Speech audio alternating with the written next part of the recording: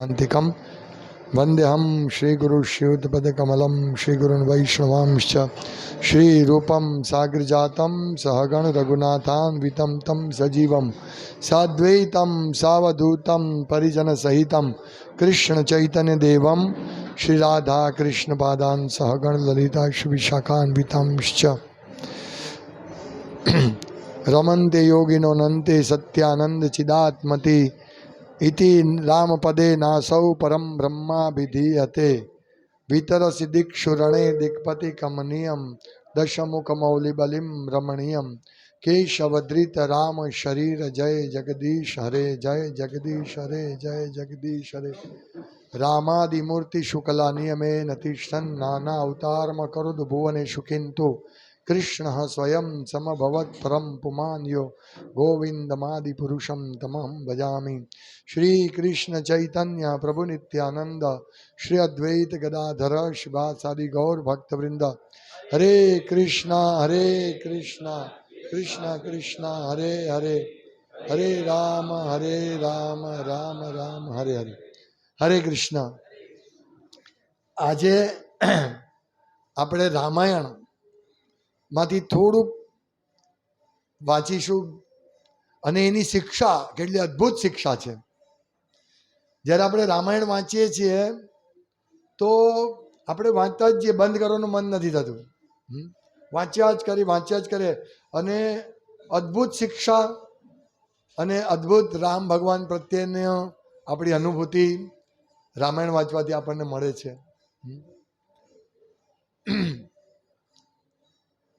આજે જે વિષય છે મેં જે સિલેક્ટ કર્યો છે તે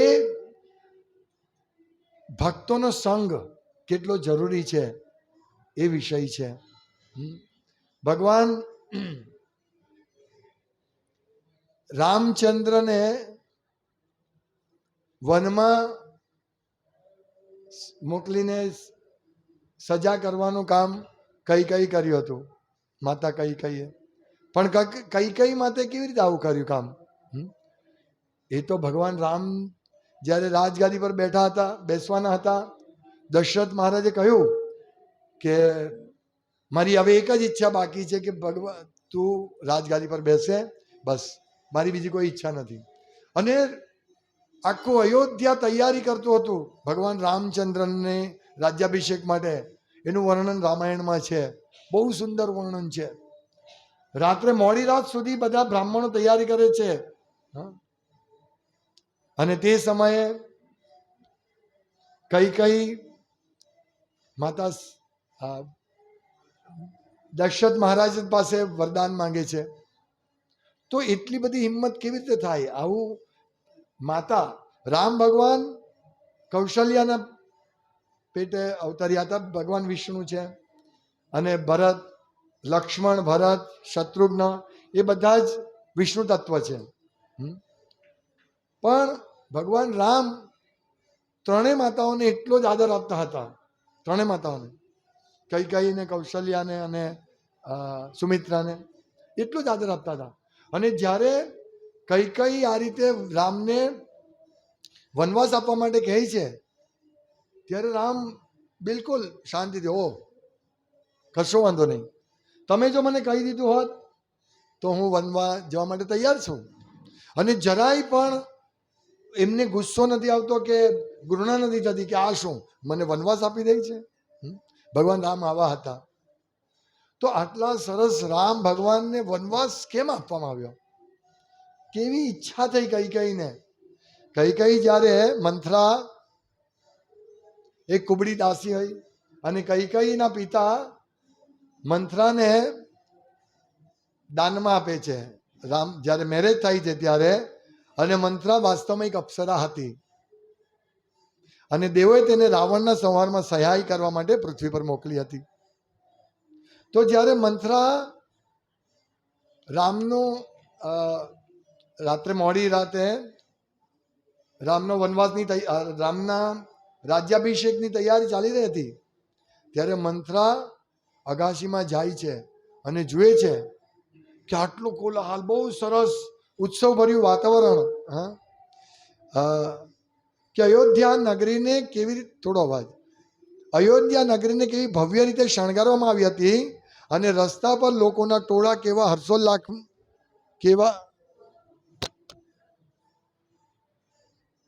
હરે કૃષ્ણ હરે કૃષ્ણ હરે કૃષ્ણ. શું થઈ? હરે કૃષ્ણ હરે કૃષ્ણ હરે કૃષ્ણ કૃષ્ણ કૃષ્ણ હરે હરે હરે રામ રામ રામ હરે હરે.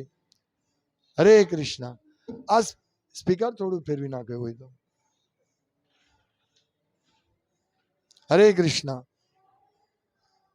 હરે કૃષ્ણ. ક્यों બંધ હો ગયા?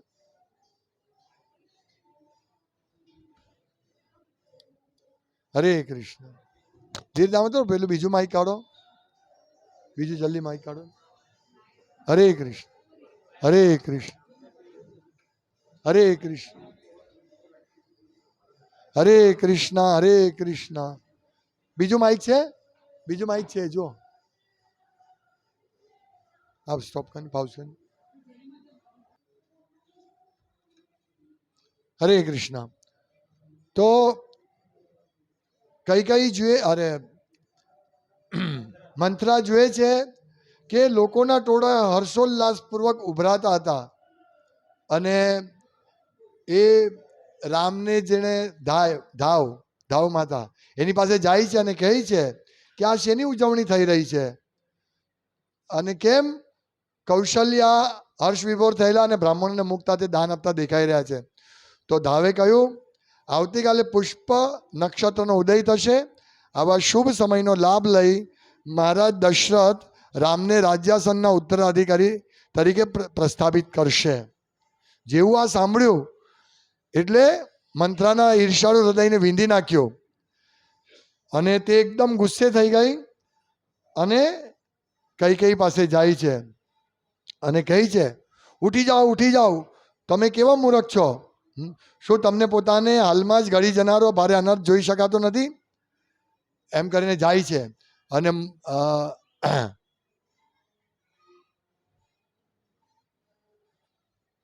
અને તમને દોષ નથી દેખાતો? રામને ગાદી આપે તો કઈ જવાબ આપે છે કે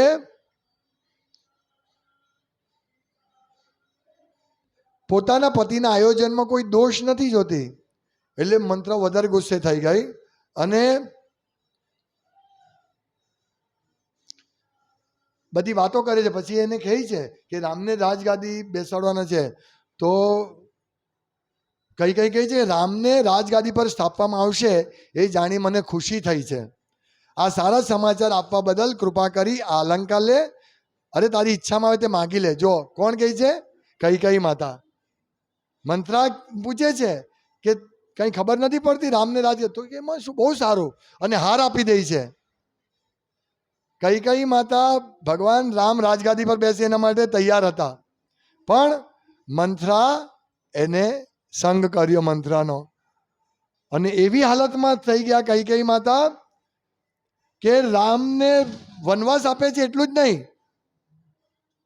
પણ એને કપડાં પણ વલકલના જ પહેરાવાના. જ્યારે સીતા માતા વલકલના કપડાં પહેરે છે ને બરાબર નથી લાગતું, ત્યારે બધા કહે છે કે તું સીતા માતાને તો એ કરવા દે, પણ સીતા માતા ના પાડે છે. પણ એ કહે છે કે નહીં, રામે જવું જ પડશે. તમે વિચારો, કઈ માતા અહીંયા હાર આપે છે અને કે તારે જે માંગવું એ માગી લે. હા, તો બહુ સારા સમાચાર આપે કે રામને રાજગાદી મળે. આપણે જુઓ, જ્યારે આપણે ભક્તિ કરીએ છીએ ભગવાનની, રામની, કૃષ્ણની ભક્તિ કરીએ છીએ, ભક્તિ કરતા કરતા જ્યારે આપણે આવા ભક્તોનો કે આવા લોકોનો સંગ થાય છે ને, ત્યારે આપણે રામથી દૂર ચાલ્યા જઈએ છીએ અને આપણે રામને છોડી દેવા માંગીએ છીએ, કૃષ્ણને છોડી દેવા માંગીએ છીએ. આ છે અભક્તનો સંગ કરવાનું પરિણામ. ઘણીવાર ભક્તોના વેશમાં પણ અભક્તો હોય છે અને એ જ્યારે આપણને ભક્તિની વિરુદ્ધના વચન આપે છે, સેવા નહીં કરવા વિશેના વચન આપે છે, વાતો આપણી સાથે કરે છે, લાગે નહીં. કઈને તો જ્યારે મંત્ર આવે છે ત્યારે બહુ મીઠી વાણીથી વાત કરે છે. ગમે તે રીતે કઈને એ જે કઈ કહે છે કે નહીં, રામને રાજગાદી આપવા એ તો બહુ સારું છે, પણ રામને રાજગાદીથી રામને વનવાસ સુધી મોકલવામાં કઈ કઈ તૈયાર થાય છે? મંત્રાના સંગને કારણે. એટલે આપણે મંત્રા જેવા ભક્તો કે અભક્તોનો હંમેશા ત્યાગ કરવો જોઈએ. અસત્સંગ ત્યાગ એ વૈષ્ણવ આચાર. ભગવાન ચૈતન્ય મહાપ્રભુ કહે છે, કૃષ્ણ અભક્ત સ્ત્રી સંગી એક, કૃષ્ણ અભક્ત આર. જે સ્ત્રીઓનો સંગ કરી રહ્યા છે તેમનો, અને જે કૃષ્ણના ભક્ત નથી એમનો, આ બે જણનો સંગનો નિષેધ કરવામાં આવ્યો છે. નહીં તો આપણી હાલત પણ આવી થશે.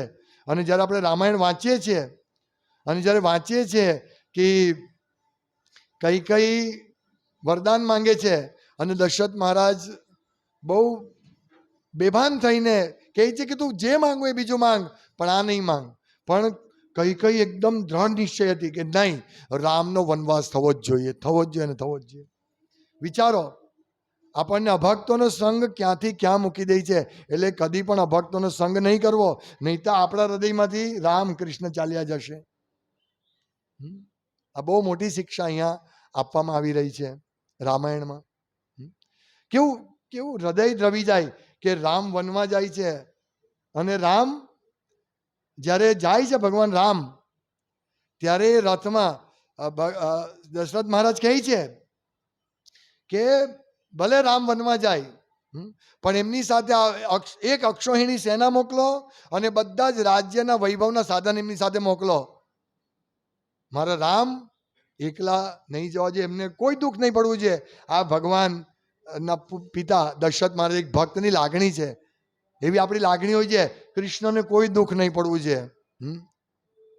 પણ કઈ કે નહીં નહીં નહીં નહીં નહીં નહીં, તમે અક્ષોહિણી સેના ને બધાને ત્યાં મોકલજો તો અહીંયા મારા પુત્ર ભરતનું શું થશે? જુઓ, તમે વિચારો. એટલે આપણે ભગવાનની સેવા કરવા માટે હંમેશા તૈયાર, દશરથ મહારાજની જેમ તૈયાર રહેવું છે, ગમે તે સ્થિતિ આવે. દશરથ મહારાજ કે એક દિવસ, રામ ભગવાન કે એક દિવસ રોકાઈ જાય, એક દિવસ. રામ કે નહીં, વચન છે, તમારું વચન છે.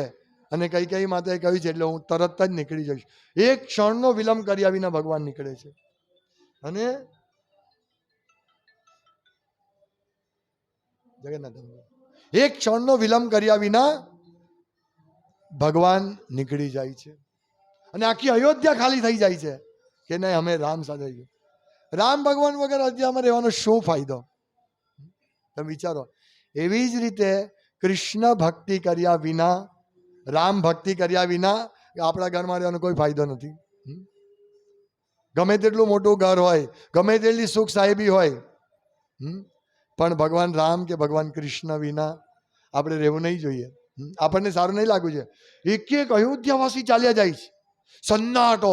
જ્યાં આખું અયોધ્યા હર્ષોલ્લાસપૂર્વક તૈયારી કરી રહ્યું હતું. વિચારો, અહીંયા ભગવાન રામ માટે, ભગવાન કૃષ્ણ માટે માતાજીઓ બહુ સુંદર હાર કાલની તૈયારી કરતા હતા. સુંદર, એકદમ સુંદર હાર બનાવ્યો ભગવાનને અર્પણ કરવા માટે. આવી તૈયારી ચાલતી હતી. બ્રાહ્મણો બધી ચકાસતા હતા, ભગવાનનો અભિષેક કરવાનો હતો, બધી ચકાસતા હતા. તો હર્ષોલ્લાસ હતો. અને કે નહીં, હવે તમારો હાર ભગવાનને નહીં, ભગવાન તો અહીંયાથી ચાલ્યા ગયા. તો કેવું દુઃખ થાય. કાલે માતાજીઓ, ઘણા માતાજીઓ સવારના આવી ગયા હતા, અને બપોરના 12 વાગ્યા સુધી 6 કલાક સેવા કરતા હતા. વિચારો. અને કે નહીં, હવે નહીં, હવે રામનો, હવે અહીંયા તમારો હાર નહીં પહેરવામાં આવશે. તો કેવી હાલત થાય, વિચારો. એટલે આપણી હાલત એવી નહીં થવી જોઈએ. આપણા ઘરમાંથી રામને વનવાસ નહીં મળવો જોઈએ. મીન્સ આપણું ઘર ભક્તિથી પરિપૂર્ણ થવું જોઈએ. ઘરમાં રોજ ભગવાનને ભોગ અર્પણ થવો જોઈએ. ભગવાનની જે પણ વ્યવસ્થા સારી રીતે આપણે કરી શકીએ થવી જોઈએ. ભગવાનનું નામ કીર્તન થવું જોઈએ. કોણ ઈચ્છે છે રામને વનવાસ મળે? કોણ ઈચ્છે છે કૃષ્ણ આપણા ઘરમાં નહીં રહે? ભક્તિ સિદ્ધાંત સરસ્વતી ગોસ્વામી મહારાજ કહી ને કે આ દુનિયામાં બધું જ છે, બધા શૂન્ય છે, પણ એ કૃષ્ણ ભક્તિ નથી. એટલે આપણા ઘરમાંથી કૃષ્ણ ભક્તિ દૂર નહીં થવી જોઈએ. આ એક મોટો સંદેશ છે. તો એ દૂર નહીં થાય એના માટે શું કરવું પડે? મંત્રા જેવા અભક્તોનો સંગ નહીં કરવાનો. ગમે તેટલા સારા લાગે, અહીંયા લખે છે મંત્રા બહુ પ્રશંસા કરતી હતી. મંત્રા ગમે તે રીતે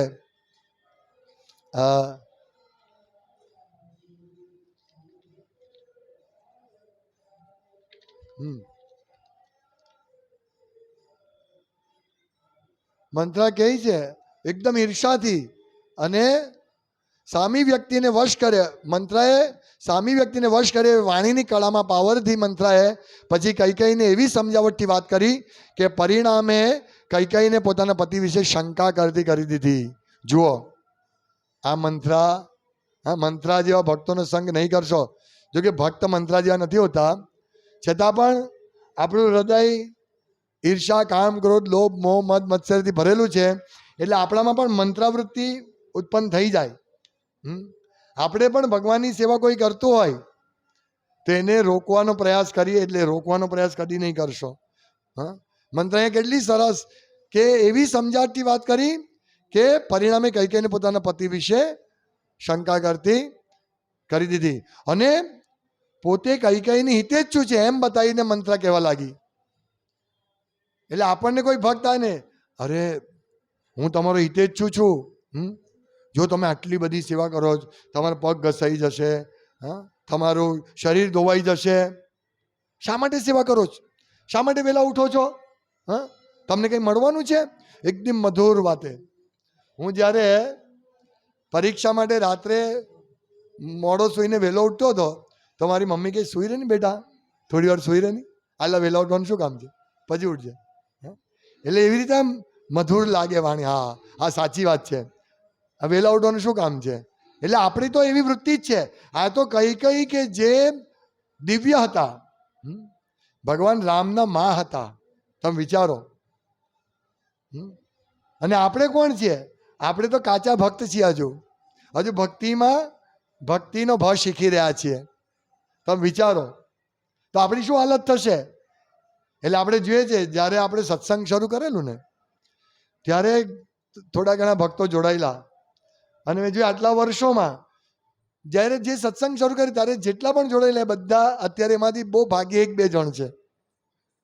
એટલે બદલાતા રહી હે ને ભક્તિમાં. એટલે થોડો સમય ઘણા લોકો આવે, હા બહુ સરસ સત્સંગ ચાલે, બહુ મજા આવે છે, આમ છે તેમ છે, અને કોઈ અસર કરે એટલે 2 વર્ષ પછી ભક્તિમાંથી દૂર ચાલ્યા જાય છે. મેં જોયું છે આ વર્ષોમાં. અને જે ભક્તો મંત્રાથી દૂર રહી છે, મંત્રા જેવા લોકોથી, તે સતત એની ભક્તિમાં આગળ પ્રગતિ કરે છે. એટલે આપણે સાવચેત રહેવું છે.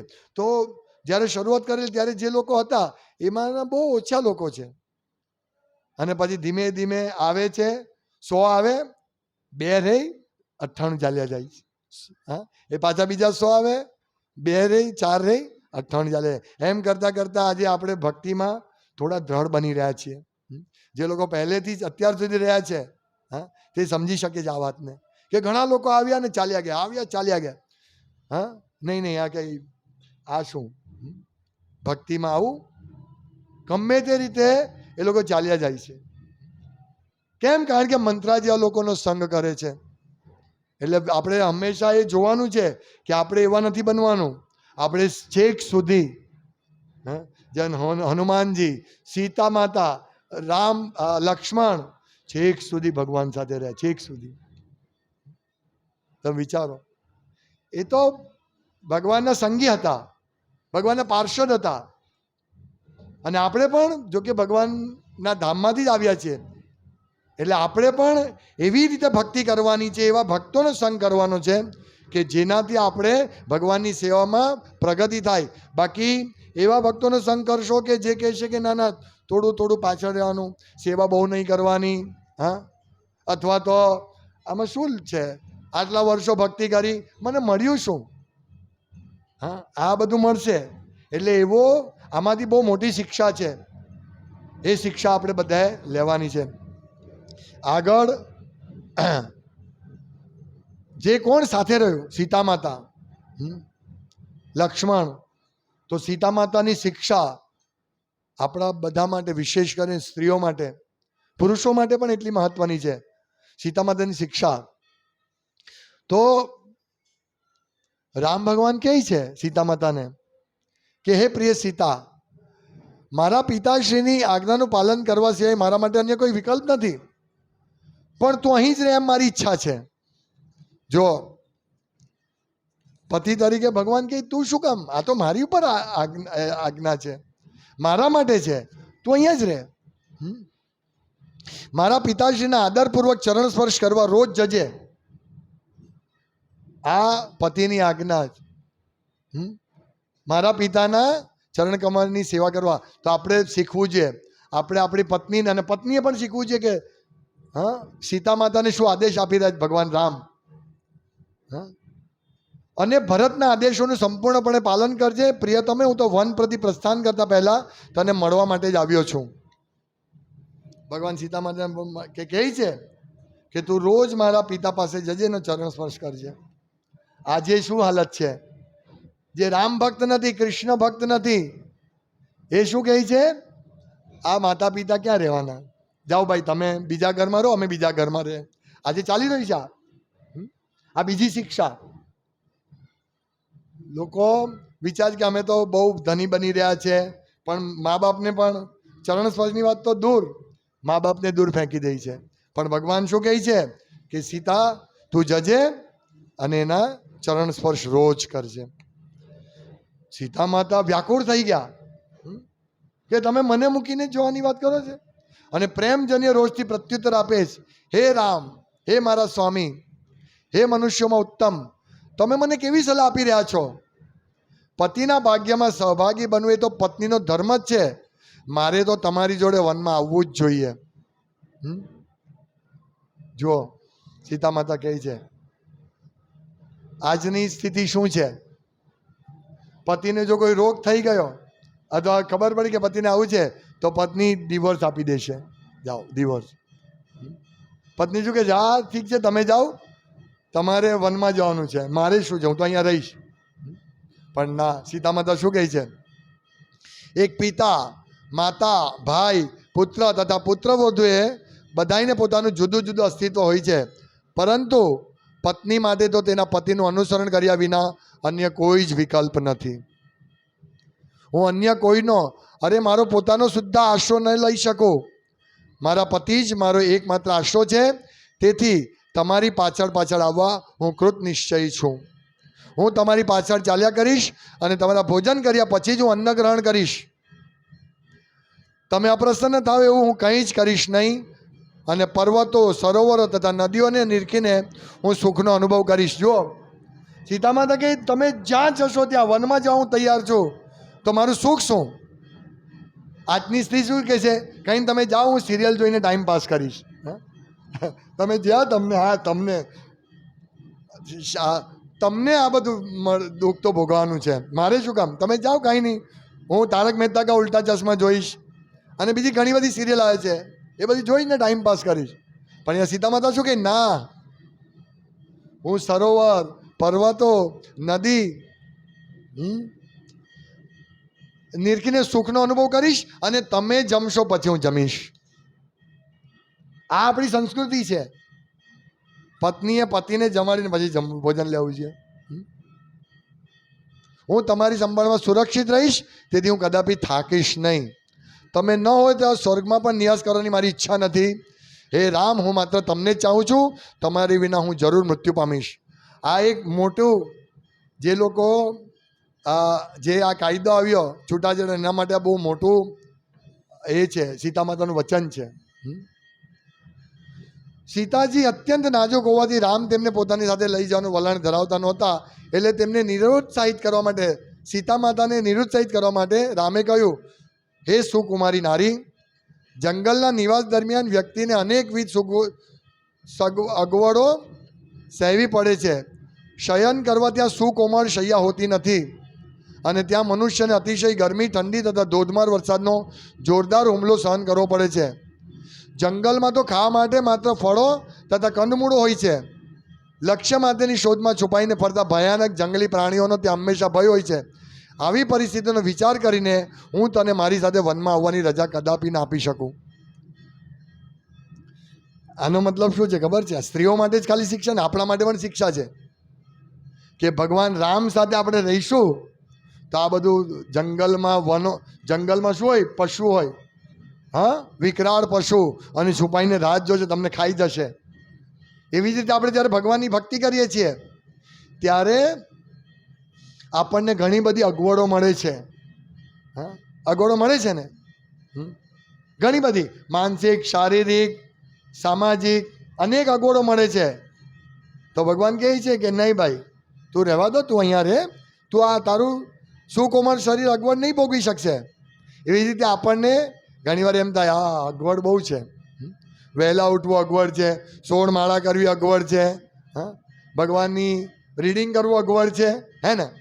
એટલે આપણે રીડિંગ બંધ કરી દે, જવા દો, જવા દો, આ બધું કોણ કરે? સીતા માતા વિયોગની અપેક્ષા, જ્યારે આપણે આવું થાય ને, સીતા માતા વિયોગની અપેક્ષાથી એકદમ ધ્રુજી ગયા કે હવે ભગવાન ચાલ્યા જશે એકલા. કમળપત્ર ઉપરથી નીચે ટપકતા જળબિંદુઓની જેમ તેમના ગાલ ઉપરથી અશ્રુઓ સરી પડવા લાગ્યા. તેમણે કહ્યું, હું જ્યાં સુધી તમારી સાથે રહીશ ત્યાં સુધી કોઈ અગવડ કે આફતનું કંઈ મહત્વ રહેશે નહીં. હે રામ, હા, એટલે આપણે જ્યાં સુધી ભગવાન સાથે રહીશું, જ્યાં સુધી હરે કૃષ્ણ કૃષ્ણ કૃષ્ણ હરે હરે, હરે રામ રામ રામ હરે હરે, જ્યાં સુધી આપણે મહામંત્રના સંગ દ્વારા, ભક્તિના સંગ દ્વારા આપણે ભગવાનના સંગમાં રહીશું ત્યાં સુધી આપણને અગવડ નહીં પડશે. સીતા માતા કહી છે, હા, હે રામ, પતિ વગર પત્ની જીવી શકે નહીં. જો તમે મને પોતાની સાથે નહીં આવવા દો તો હું વિષપાન કરીને, અગ્નિ સ્નાન કરીને કે જળમાં ડૂબીને મારા પ્રાણ ત્યાગી દઈશ. મીન્સ આપણે દ્રઢતાથી ભક્તિ કરવાની, ઉત્સાહ, નિશ્ચય અને દ્રઢતાથી. ઉત્સાહ, નિશ્ચય, દ્રઢતાથી આ ભક્તિ કરવી જોઈએ. કે જો આપણને ભક્તિ કરવાનું નહીં મળશે, જો ભગવાનનો સંગ નહીં મળશે તો આપણે આત્મહત્યા કરી લઈશું. આ છે નિશ્ચય, દ્રઢ નિશ્ચય. પછી સીતા માતા કહે છે કે મારા માટે આ નિશ્ચિત જ હતું, મારે વનમાં જવાનું હતું, જ્યોતિષે આગાહી કરી હતી. સીતા માતા કહે છે કે મારે અમુક વર્ષો વનમાં જવું જ પડશે, એવી જ્યોતિષે આગાહી કરી હતી કે મારે મારા જીવનનો અમુક ભાગ વનમાં વ્યતીત કરવો પડશે. માટે હે વાલા પતિદેવ, આપણે હમણાં ગાયું ને ભજન, માનસ દેહ ગે જો કિછુ, માનસ દેહ ગેહ જો કિછુ મોર, અર્પિલ તું આ પદે નંદ કિશોર. આપણે બ્રહ્માજીનો ઉન્નત જન્મ મળે તે પણ નથી જોઈતું, ભક્ત ઘરે જન્મ મળવો જોઈએ. કીટા હુઆ તું આ દાસ, કીટ તરીકેનો જન્મ મળે પણ એ ભક્તના ઘરમાં મળવો જોઈએ. તો આ છે કે મારી નિયતિ છે કે હું વનમાં જવાનું જ છે મારે, એટલે હું તમારી સાથે આવીશ, મને તમે લઈ જાઓ, એ મારા નસીબમાં જ છે. સુખમાં કે દુઃખમાં મારે તમારી સાથે જ રહેવાનું છે, અને મારે વનમાં પણ દુઃખ ભોગવવાનું જ છે. એટલે આપણે ઘણા ભક્તોને, બધા જ ભક્તોને દુઃખ આવે છે, અને દુઃખ આવશે જ, પણ એ દુઃખમાં આપણી સાથે કોણ છે? કૃષ્ણ છે. ઈશ્વર સર્વભૂતાનાં હૃદયેશ્વર જંતિષ્ઠતિ. એટલે આપણે ભક્તિમાં ગમે તેટલી આપણે અવ્યવસ્થા આવશે પણ આપણે કૃષ્ણનો ત્યાગ નથી કરવાનો. કૃષ્ણને કહેવાનું કે અમને સાથે જ આપો, તમારી સાથે જ રાખો, તમારા ભક્તોના સંગમાં રાખો. કહે છે તમારી સાથે જીવવું એ સ્વર્ગ છે અને તમારા વિનાનું જીવન એ નર્ક છે. એકવાર એક ભક્ત લખે છે કે શીલ પ્રભુપાદે આપણને કૃષ્ણ ભક્તિ આપી છે અને 4 નિયમોનું પાલન કરવું, માળા કરવાનું આપ્યું છે, પણ જો આપણે ભૌતિક જગતમાં પણ ભોગ ભોગવા જઈશું ને તો આપણે આ નિયમો ભૂલી નહીં જઈશું. ભોગ પણ ભોગવીશું પણ છેવટે આપણને એમાં મજા નહીં આવશે. નહીં, મારી કૃષ્ણ ભક્તિ સારી, ભલે એમાં નિયમો પાલન કરવાના છે. એટલે આપણે કશું છોડીશું, મીન્સ ભોગ નહીં ગ્રહણ કરી શકીશું. પ્રભુપાદ જે આપણને આપ્યું છે ને તેના દ્વારા આપણે કદી પણ જો ભોગમાં પણ જઈશું, ભોગ વિલાસમાં પણ પડીશું તો આપણને ગમશે નહીં. આપણે આ એ જ રીતે જેમ સીતા માતા કહી ને કે નહીં, એમાં કહે છે કે તમારી સાથે જીવે સ્વર્ગ છે અને તમારા વિનાનું જીવન એ નર્ક છે. એવી જ રીતે જ્યારે આપણે ભગવાનની ભક્તિ કરીએ છીએ તો એ આપણા માટે વૈકુંઠ છે, અને બાકી ભગવાનની ભક્તિ નથી કરતા તો આપણા માટે નરક છે. એટલે સીતા માતા કહે કે મને તમારી સાથે લઈ જ જવી જોઈએ. તો રામ સીતાને વનમાં સાથે રાખવાની રજા આપવા નાખુશ હતા, એ નહોતા ઈચ્છતા. પણ ભગવાન આપણને હંમેશા પોતાની સાથે રાખવા માટે તૈયાર છે. ભગવાન રામચંદ્ર કહે છે ને, સુગ્રીવને ઘોષણા કરે છે કે જો કોઈ વ્યક્તિ એક વાર પણ હાથ જોડીને મારા શરણે આવે ને કહે કે હું તમારો છું એમ કહીને કહે, તો હું એને બધા જ સંકટોમાંથી, બધા જ ભયમાંથી મુક્ત કરું છું. આ મારો શાશ્વત સિદ્ધાંત છે. ઇવન રાવણ પણ જો મારા શરણે આવશે તો એને માફ કરી દઈશ. તો આ નાખુશ સીતા માતાને લઈ જવા માટે નાખુશ હતા, પણ ભગવાન રામ કે ભગવાન કૃષ્ણ આપણા માટે, આપણને સાથે રાખવા માટે તૈયાર છે. એક વાર જવાનું જ આપણે. અને આપણે બધા એક વાર તો દીક્ષા લઈ લીધી છે, હવે આપણે રામ કે કૃષ્ણને નહીં છોડી શકીએ, હે ને? તો આપણે છોડવાના પણ નથી આ શિક્ષાથી. એટલે રામાયણ વાંચવું છે. આટલું વાંચીને આપણી આંખોમાંથી આંસુ નીકળે. આપણે એમ થાય કે નહીં સીતા માતાને લઈ જાઓ. આપણા માટે પણ એવું થવું છે કે નહીં ભગવાન મને તમારી સાથે રાખો. આ થવું જોઈએ દરેક ભક્તને. ગમે તેટલી પરિસ્થિતિમાં, ગમે તેવી દુઃખદ પરિસ્થિતિમાં પણ આપણને આવું થવું છે કે નહીં, હું ભક્તિ નહીં છોડીશ, ગમે તે થાય ભક્તિ નહીં છોડીશ. હું મંત્રાદેવીનો આશ્રય નહીં લઈશ, હું રામનો આશ્રય લઈશ. તો એટલે કહે છે, સીતા માતા બહુ ઉપદેશ આપે છે. કહે છે કે નહીં હું આવવા તૈયાર, આવીશ જ તમારી સાથે, નહીં તો ઝેર ખાઈને પ્રાણ ત્યાગ કરીશ. અતિ કરુણ આક્રંદ કરતા હૃદયની તીવ્ર વ્યથાથી પીડાતા સીતાજી બેભાન થવાના હતા. તેમની દયાજનક દશા રામ વધુ સહન કરી શકે તેમ ન હતા. તેમનું હૃદય મૃદુ બન્યું અને તેમણે પોતાની પ્રિયતમા સીતાને બાથમાં લઈ લીધી. રામે પછી તેમને ખાતરીપૂર્વક દિલાસો આપ્યો કે તે અવશ્ય તેમની સાથે આવી શકશે. તૈયાર? ઓકે, તો આવી શકશે. રામે કહ્યું, વાલી સીતા, મેં તને વારવાનો માત્ર પ્રયત્ન કર્યો, કારણ કે મને તારી સાચી મનસ્થિતિ સમજાઈ ન હતી. પ્રિય સીતા, એક સુજ્ઞ મનુષ્ય જેવી રીતે દયાના વિવેકભાનનો ત્યાગ કરી ન શકે, તેમ હું તને પણ ત્યજી શકતો નથી. તું સુખી નથી એમ જાણીને હું કેવી રીતે શાંતિપૂર્વક રહી શકું? તો હવે જા અને તારી જે મૂલ્યવાન વસ્તુ હોય તે વસ્ત્રો, આભૂષણો, રત્નો વગેરે સર્વ બ્રાહ્મણોને દાનમાં આપી દે. ભગવાન કહે છે, જ્યારે સીતાજી આનંદિત થઈને જતા હતા ત્યારે જ નજીકમાં જ ઉભેલા લક્ષ્મણ આગળ આવ્યા અને રામના ચરણકમળને પકડીને લઈને આંખોમાં અશ્રુ સાથે કરગરીને રામને કહ્યું, હે રામ, કૃપા કરીને મને પણ તમારી સાથે વનમાં આવવાની રજા આપો.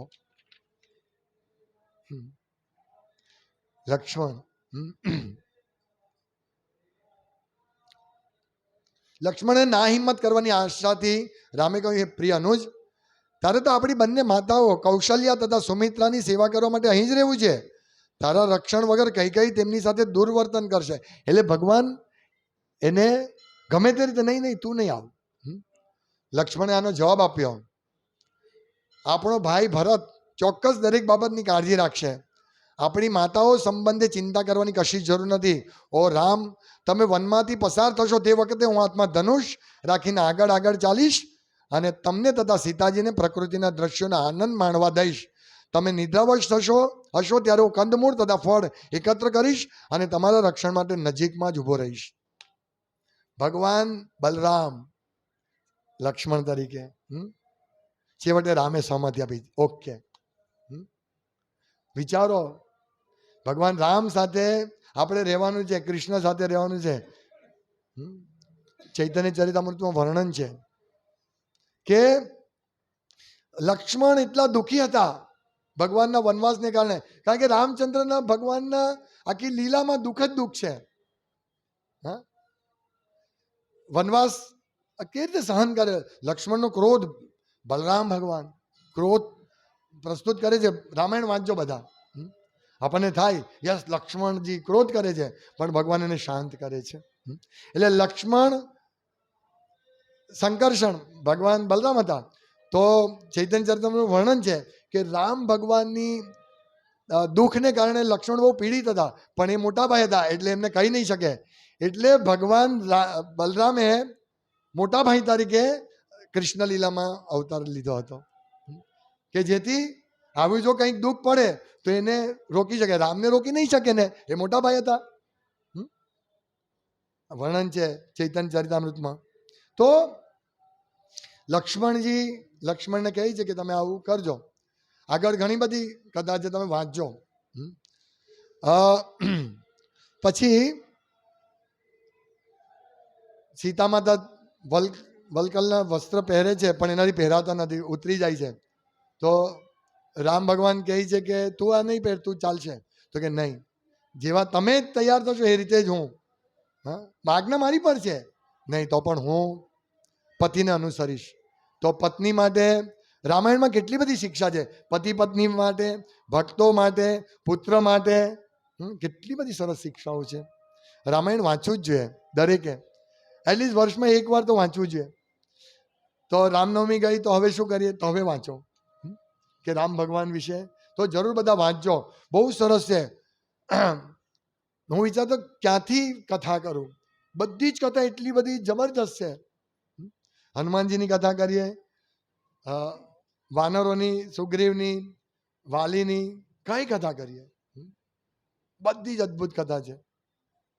યુદ્ધકાંડમાં પણ અદ્ભુત વર્ણન, જેમ થાય કે સાંભળ્યા કરીએ, વાંચ્યા કરીએ. અને જ્યારે આ પ્રસંગ આવે ત્યારે એમ થાય કે મંથરાને સમજાવી દઈ તો કઈને કે નહીં નથી જવાનું. ના ના, તું ગમે તે કહે, હું તો રામને વનવાસ મોકલવાની નથી, એવું કહી દઈ તો એવું થાય આપણને. હે, રામાયણ એટલું અદ્ભુત છે, જેટલી પણ વાર વાંચો આંખમાંથી આંસુ નીકળે જ કે ઓ હવે રામ ભગવાનને વનવાસ. હા, એટલે આપણી રામ ભક્તિ, કૃષ્ણ ભક્તિ દ્રઢ થશે રામાયણ વાંચવાથી, કે ભગવાનને વનવાસ આપવાનો. તો ત્યાર પછી સીતા માતા ને કહે છે, શિક્ષા આપે છે. કોણ? કૌશલ્યા માતા. કૌશલ્યા એને આલિંગન આપે છે કૌશલ્યા માતા સીતાને, અને કહે છે કે દુર્ભાગ્યના સમયમાં સ્ત્રીઓ ધર્મનિષ્ઠ તથા પ્રેમાળ પતિઓને સુદ્ધા છોડી જાય છે. આવી દુષ્ટ સ્ત્રીઓ ભૂતકાળના સર્વ ઉપકારો ભૂલી જાય છે અને તેમને કશું જ બંધનમાં રાખી શકાતું નથી.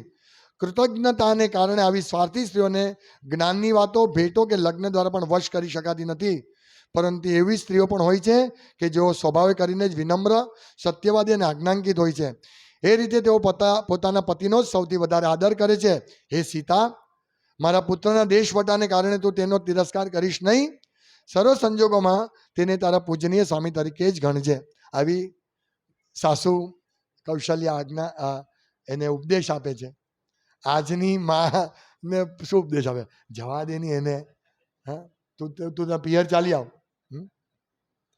હા પિયર ચાલી આવ નહીં, અથવા સાસુ કે કઈ નહીં જવા દે તું, પણ કે ના તું એની સાથે રહી ને તો તેને. સીતાજી હાથ જોડીને તેમના વચનો માથે ચડ્યા અને જવાબમાં કહ્યું, હું પતિ પ્રત્યેના મારા ધર્મને સારી રીતે જાણું છું.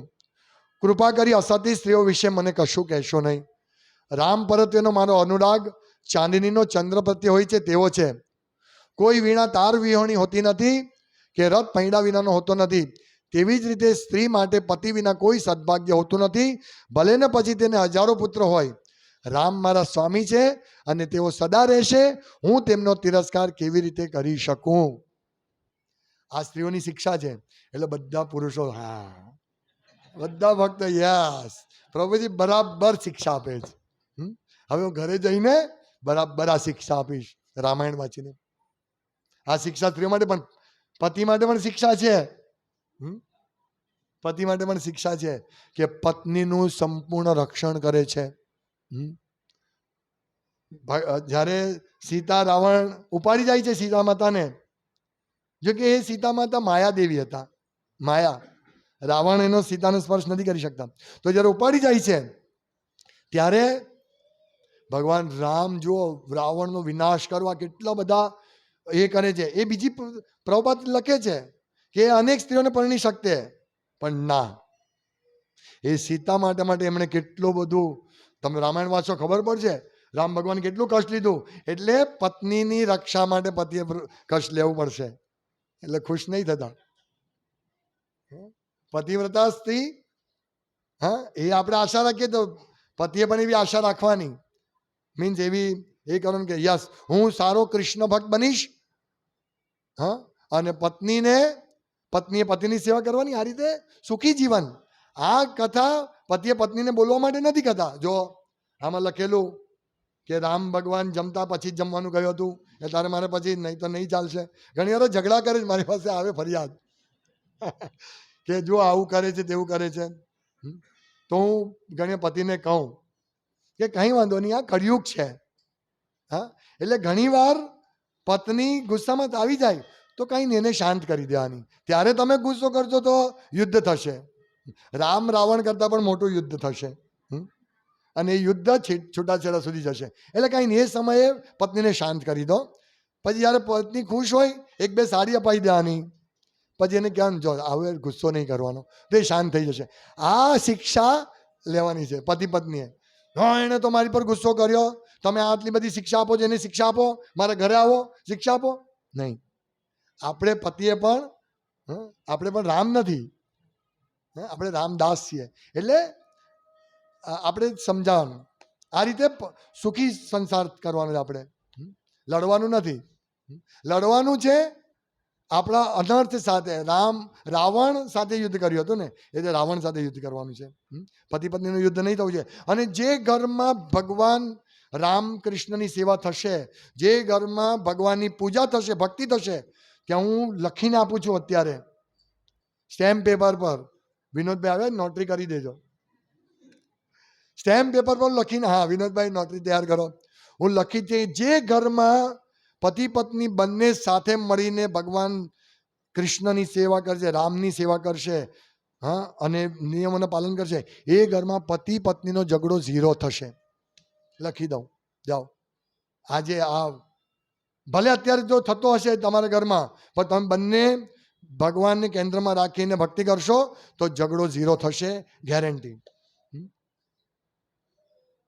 100%. અત્યારે ભલે ઝઘડો થતો હશે, એટલે અત્યારે આદર્શ નથી, પણ જો આપણે ભક્તિ કરશું, જેટલી આપણી ભક્તિમાં પ્રગતિ થશે ને, પતિ પત્ની વચ્ચેનો ઝઘડો ધીમે ધીમે બંધ થશે. પહેલા પત્ની અઠવાડિયા સુધી રીસાતી હતી, પતિ 4 દિવસ 5 દિવસ બોલતો નહોતો. પછી ધીમે ધીમે દિવસો ઓછા થશે. જેમ જેમ ભક્તિ કરશું ને એમ દિવસો ઓછા થશે. પછી 2 દિવસ, 1 દિવસ, પછી 1 કલાક, પછી તો 2 જ મિનિટ. ઝઘડા થશે કદાચ, પણ 2 જ મિનિટમાં પતી જશે. એટલે સમજો કે આપણી ભક્તિમાં પ્રગતિ થાય છે. કારણ કે પત્ની એ સૌભાગ્યની મૂર્તિ છે. સૌભાગ્ય એટલે પત્ની સાથે ઝઘડો કરશો તો પછી ઘરમાં લક્ષ્મીનો વાસ નહીં થશે. એટલે આ બધા નિયમો છે. એટલે પતિ માટે પણ આ બધું, એટલે પત્ની સાથે સારી રીતે રહેવું, વ્યવહાર કરવો, અને ભક્તિ કરશું એટલે આ ઓટોમેટિક મળવાનું છે. ઘણી બધી, હા, તો ત્યારે સીતા માતા કહે છે, હાથ જોડીને કહ્યું કે કૃપા કરી અસતી સ્ત્રીઓ વિશે મને કશું કહેશો નહીં. એટલે સ્ત્રીએ આ બધી વાતો નહીં સાંભળવાની. આવું છે, તે પેલું તેવી છે, આનું આમ છે. સીતા માતા કહે છે નહીં, મને આવી વાતો નહીં કરો. એટલે આપણે સ્ત્રીઓ પણ ખાસ ધ્યાન રાખવાનું. હા, મંત્રા જેવી કે બીજા કોઈ એવી વાતો નહીં સાંભળવાની. અસતી સ્ત્રીઓ વિશે નહીં કહેશો. કૃપા કરી અસતી સ્ત્રીઓ વિશે મને કશું કહેશો નહીં. રામ પ્રત્યેનો મારો અનુરાગ ચાંદનીનો ચંદ્ર પ્રત્યે હોય છે તેવો છે. રામ મારા સ્વામી છે અને તેઓ સદા રહે છે. હું તેમનો તિરસ્કાર કેવી રીતે કરી શકું? પોતાના પુત્રના આસન્ન વિયોગના વિચારથી કૌશલ્યા વિલાપ કરવા લાગ્યા. તેમને સાંત્વન આપવા માટે રામે તેમને ખાતરી આપી કે સમય જલ્દીથી પસાર થઈ જશે. અને પછી રામે સાવકી માતાને રજા લીધી. ત્યારે તેઓ મોટેથી રુદન કરવા લાગ્યા. પછી રામે જઈને પિતાના ચરણ પકડી લીધા. ઘણી બધી આ તમે વાંચજો આગળ શું થયું છે. પછી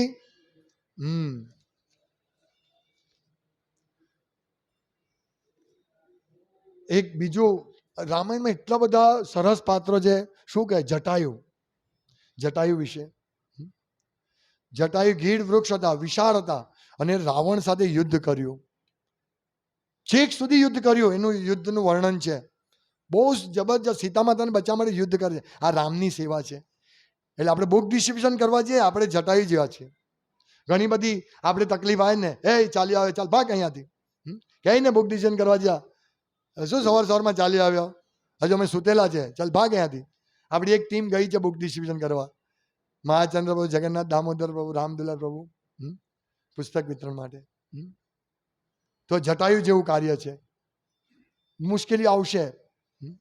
હમણાં આપણે બુક ડિસ્ટ્રીબ્યુશન કરવા માટે ક્યાં ગયા હતા? ગામડામાં ગયા હતા ને, 2 કલાકનું ડ્રાઇવિંગ કરીને, ભૂખ લાગેલી હતી ને, તકલીફ હતી, પણ ભગવાનની સેવા માટે ગયા ને ભક્તો. તો આ જ છે.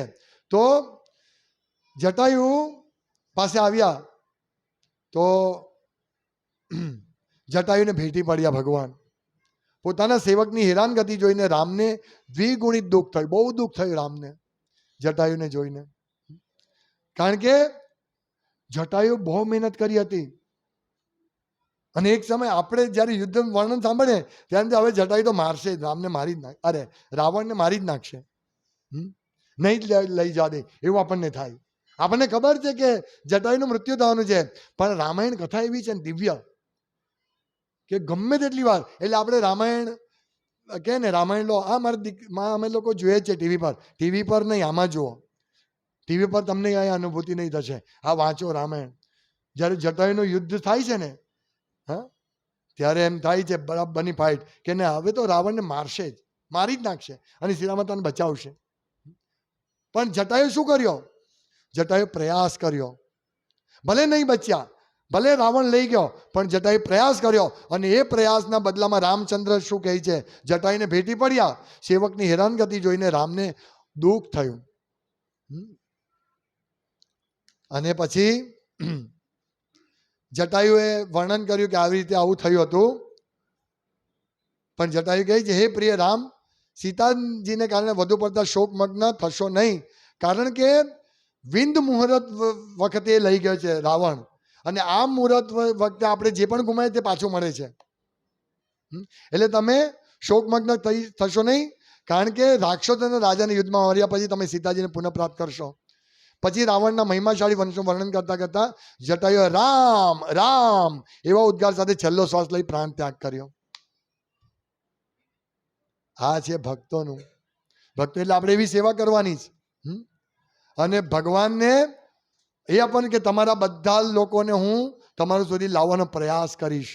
ભલે મને ગમે, મને અગવડ પડશે, પણ હું બધાને પ્રચાર કરીશ. એટલે આપણે પ્રચાર કરીશ. આ રામ જન્મોત્સવ શા માટે મનાવીએ છીએ? બદ્ધ જીવો આવે, સાંભળે, રામનું નામ સાંભળે, રામ કથા સાંભળે, તો એને એમ થાય યસ, રામની ભક્તિ કરવી છે, એટલે ઉત્સવ કરવો છે. તો રામે લક્ષ્મણને કહ્યું, જુઓ રામ ભગવાન, મને સીતાજીના અપહરણનું જે દુઃખ થયું છે તેનાથી પણ વધુ દુઃખ મારે ખાતર પ્રાણ ત્યાગ કરનારા જટાયુના મરણથી થયું છે. વિચારો, આ રામ ભગવાન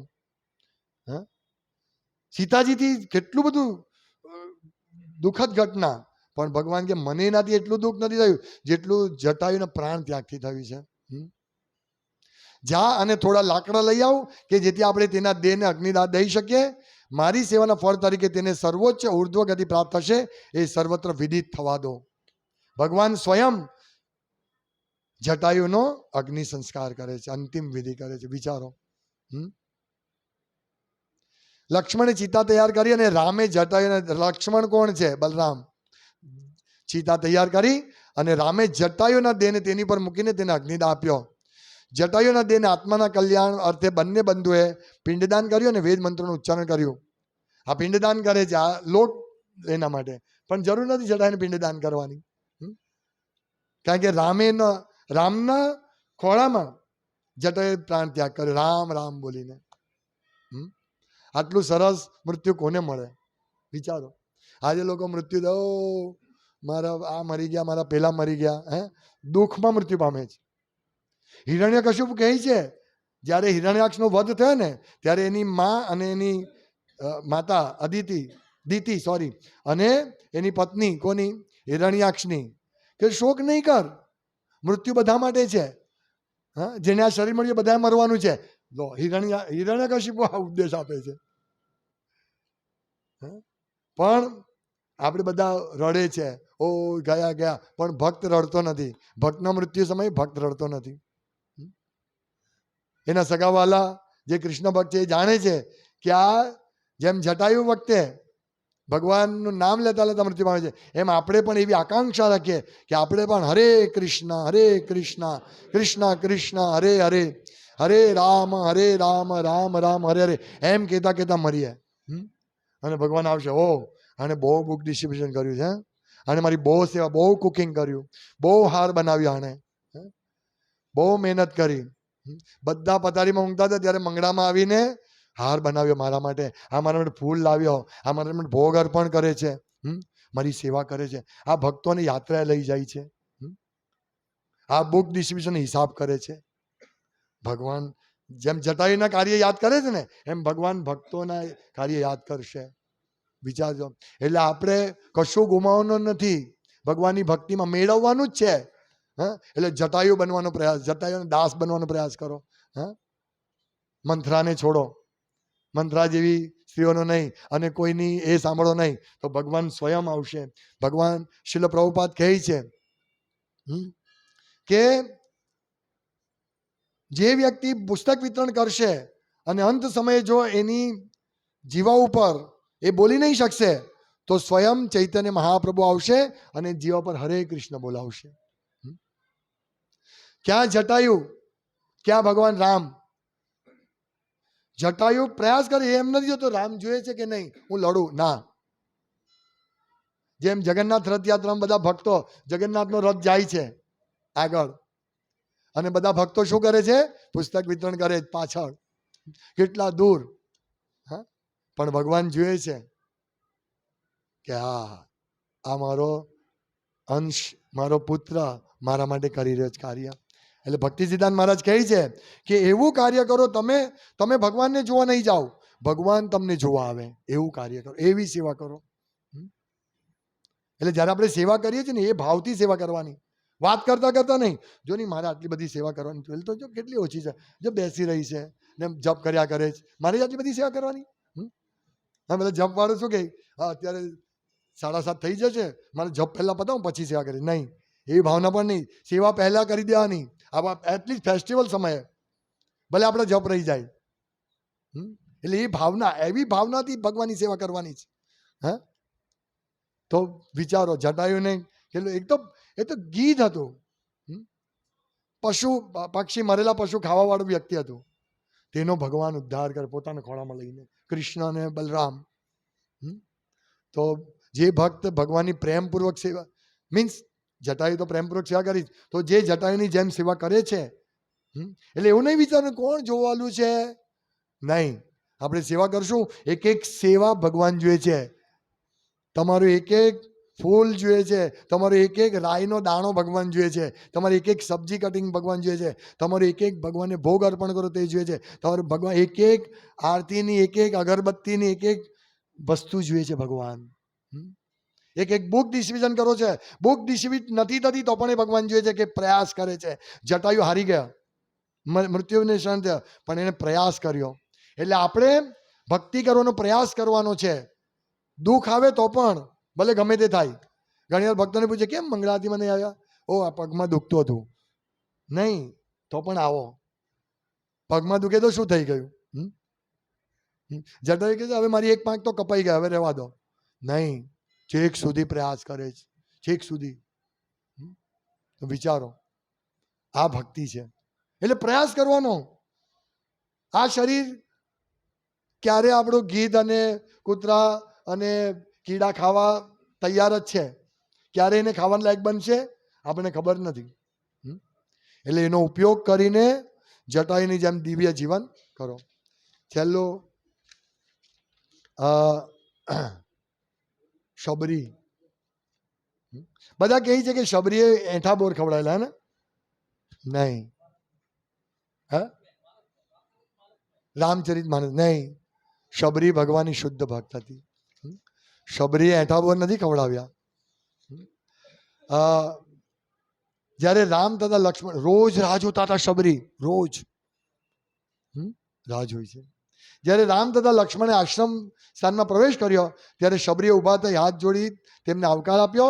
પછી રામ તથા લક્ષ્મણના ચરણકમળનો સ્પર્શ કરીને શબરીએ તેમને અનેકવિધ ખાદ્ય પદાર્થો તથા પીણા અર્પણ કર્યા અને પગ ધોવા પાણી આપ્યું. એ બોર નથી લખ્યું. એટલા માટે વાલ્મીકી રામાયણ વાંચવું જોઈએ કે જેમાં વાલ્મીકી રામાયણ, એમાં રામાયણમાં 1 અબજ શ્લોક છે. આ તો અત્યારે 21,000 શ્લોક જ છે વાલ્મીકી રામાયણમાં. હા, પણ એક અબજ શ્લોક છે, 100 કરોડ શ્લોક છે રામાયણમાં. વિચારો. હા, એટલે સીતા માતાને જે વનવાસ આપવામાં આવે છે ને, પછી રાજ્ય નિકાલ કરવામાં આવે છે ધોબીની વાતથી, તેની પણ કથા છે જે મેં ગયા વર્ષે કહી હતી. એ કથા પણ રામાયણમાં છે, પણ વાલ્મીકી રામાયણમાં નથી. એ પદ્મપુરાણ ને બધામાં મળે, જે મેં ગયા વર્ષે કહી હતી એ કથા. તો કારણ કે ઘણા લોકો આક્ષેપ કરે રામ કેવા, જો પોતાની પત્નીને છોડી દીધી, ત્યાગ કરી દીધો, કેવા છે રામ ભગવાન. તો એ આપણને એમાંથી ખબર પડશે. તો શબરી, રામે જ્યારે તેની આધ્યાત્મિક સાધના અંગે પૃચ્છા કરી ત્યારે પૂર્ણ આત્મા એવી શબરીએ જવાબ આપ્યો, મેં તો આપના દર્શન કરવા થકી જ મારા સર્વ તપનું ફળ મેળવ્યું છે.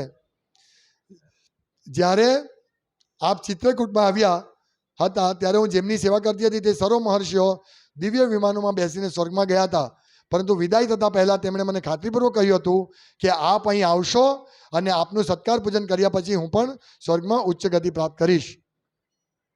રામની વિનંતીથી શબરી રામ તથા લક્ષ્મણને સાથે લઈને પંપા સરોવરની આસપાસના રમણીય ક્ષેત્રોનું પર્યટન કરાવવા ગઈ. ત્યાર પછી શબરીએ પોતાના મર્ત્ય શરીરનો ત્યાગ કરવા રામની રજા માંગી કે જેથી તે પોતે શ્રદ્ધાપૂર્વક જેમની સેવા કરેલી તે ઋષિઓ સાથે પાછી ફરીથી જોડાઈ શકે. શબરી ઉપર અતિશય પ્રસન્ન થયેલા રામે તેની ઈચ્છા પ્રમાણે અનુમતિ આપી.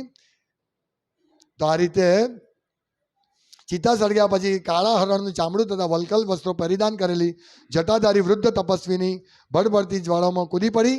બીજી ક્ષણે શબરી દિવ્ય રત્નાલંકાર તથા માળાઓ ધારણ કરેલી વિદ્યુલ્લેખા સમી સ્વર્ગ જેટલી ઊંચે પહોંચી ગઈ. આપણે સ્વર્ગ નથી જવાનું, પણ શબરીનો આધ્યાત્મિક મીન્સ શબરી ભગવાનની રાહ જોતી હતી. એટલે શબરીએ હેઠા બોર નથી ભગવાન ખવડાય. કારણ કે ઘણી વાર એવું કહે શબરીએ પણ હેઠા બોર ખવડાય, હું પણ થોડુંક ચાખી લઉં, ભગવાનને અર્પણ કર. ના, આપણે એવું નથી કરવાનું. પ્રભુપાદ કહે છે કે તમે કુકિંગ કરો તો સ્મેલ લઈ શકો, પણ ચાખવાનું નહીં. એટલે આ ધ્યાન રાખવાનું. એનીવે ઘણી બધી આ વાતો છે. રામાયણ કથા સતત ચાલતી રહે. આપણા બધાના હૃદયમાં રામાયણ કથા સતત ચાલતી રહે, કૃષ્ણ કથા સતત ચાલતી રહે, એવી જ આપણે ભગવાનને પ્રાર્થના કરીએ. એ બધાને શુભેચ્છા. વાંદરાઓ આવી ગયા છે રામ ભગવાનની સેવા કરીને, પુસ્તક વિતરણ કરીને બધા વાંદરા આવી ગયા છે. હરે કૃષ્ણ કૃષ્ણ કૃષ્ણ હરે હરે, હરે રામ રામ રામ હરે હરે.